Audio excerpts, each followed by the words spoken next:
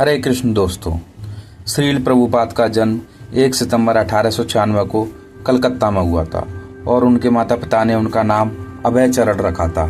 पिता गौर मोहन दे और माता रजनी दे ने शायद ही सोचा होगा कि उनका पुत्र एक दिन पूरे विश्व में कृष्ण भक्ति का परचम लहराएगा। अभय ब्रिटिश शासन के दौरान स्वतंत्रता प्राप्ति के लिए गांधी जी के असहयोग आंदोलन के समर्थक बन गए और केवल खादी पहनने लगे। वर्ष 1918 में अभय ने राधा रानी देवी जी से विवाह किया और बाद में उन्होंने अपनी दवा कंपनी शुरू की। कलकत्ता में उनकी मुलाकात अपने आध्यात्मिक गुरु भक्ति सिद्धांत सरस्वती गोस्वामी जी से हुई। पहली मुलाकात में उन्होंने अभय को पश्चिमी जगत में कृष्ण भक्ति के संदेश का प्रचार करने की सलाह दी। शुरुआती कदम के तौर पर अभय ने कृष्ण भक्ति का प्रचार करने के लिए बैक टू गॉडेड नामक एक पत्रिका की शुरुआत की। 1950 के दशक में श्रीमद् भागवत का अनुवाद करने के लिए वे वृंदावन स्थित राधा दामोदर मंदिर में गए और अपने आध्यात्मिक अध्ययन के लिए अधिक समय समर्पित करने हेतु वानप्रस्थ जीवन स्वीकार कर लिया।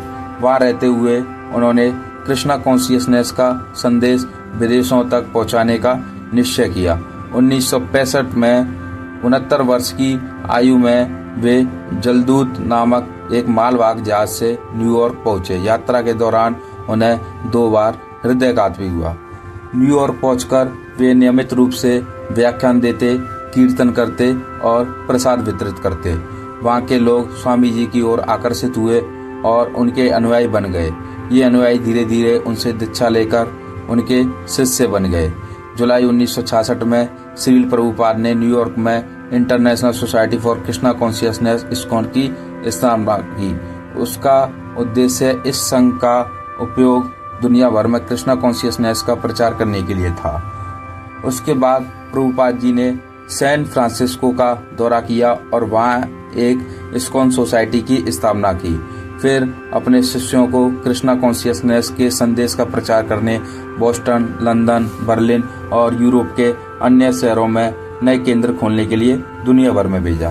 वे कम सोते थे और सुबह के शुरुआती घंटे लेखन में बिताते थे। वे अपनी रचनाएं लिखवाते थे जिन्हें उनके शिष्य टाइप करके संपादित करते थे।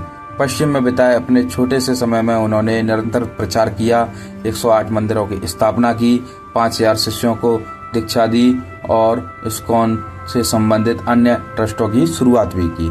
अपने जीवन के अंतिम क्षणों तक उन्होंने अपने लेखन, प्रवचन और इस्कॉन के मार्गदर्शन के माध्यम से अपनी सेवा जारी रखी। 14 नवंबर 1977 को उन्होंने वृंदावन धाम में अपने प्रिय कृष्ण बलराम मंदिर में अपने शिष्यों की उपस्थिति में भौतिक जगत का त्याग किया। वे आज भी अपनी पुस्तकों और इस्कॉन मंदिरों के माध्यम से करोड़ों लोगों के हृदयों में जीवित हैं। धन्यवाद।